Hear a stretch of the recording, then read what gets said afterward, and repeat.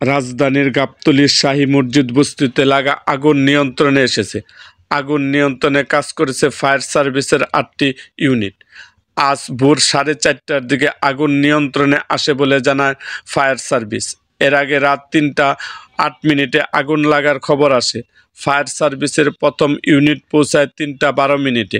Fire service জানায় কল্যাণপুর, মোহাম্মদপুর, মিরপুর ও Tejgaon fire স্টেশনের ৮টি ইউনিট আগুন নিয়ন্ত্রণে কাজ করে। পরে ভোর 4টা ৩৬ মিনিটের দিকে আগুন নিয়ন্ত্রণে আসে। তবে আগুনের সূত্রপাত, ক্ষয়ক্ষতি ও হতাহতের বিষয়ে কোনো তথ্য পাওয়া যায়নি বলে জানান ফায়ার সার্ভিসের নিয়ন্ত্রণ কক্ষ। বস্তিতে আগুন লাগার কিছু দৃশ্য দেখানো হলো, দেখুন সেই দৃশ্যগুলো।